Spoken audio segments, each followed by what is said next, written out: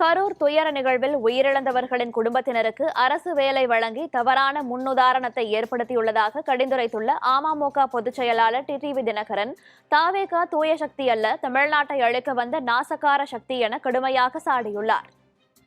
ஒரு முதலமைச்சர் பேசுறாரு, களவாணின்னு பேசுறாரு. இதே அந்த திரு விஜயை பார்த்து சொல்றதுக்கு எவ்வளவு நேரம்? இவர் தான் களவாணி. நம்ம ஊர்ல சொல்லுவாங்க, ஆடு திருட மாடு திருட. எங்க ஊர் பக்கம் எல்லாம் சொல்லுவாங்க, சில ஊர்ல அவன் உள்ளி மாடை தான் திருடுவான், இன்னும் சில பேர்ல ஆடை தான் திருடுவான். கேள்விப்பட்டிருக்கீங்கல்ல?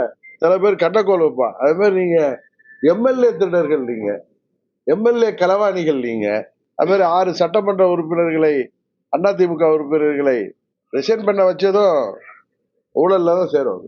அதனால இவங்க தூய சக்திங்கிறதெல்லாம் சும்மா தமிழ்நாட்டை அழிக்க வந்த நாசகார சக்தியாகத்தான் எல்லோரும் அதை பார்க்க தொடங்கியிருக்காங்க.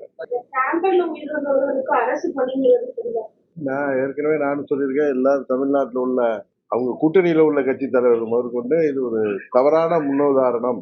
இன்றைக்கு தாவேகா அரசு இதிலும் ஒரு தவறான முன்னுதாரணத்தை உருவாக்கி வருகிறார்கள். என்ன சொல்ல போனா, கடை தேங்காவை எடுத்து வழிப்பிள்ளையருக்கு உடைச்ச கதையா தான் இருக்குது அப்படின்னு தான் பார்த்துருக்கு.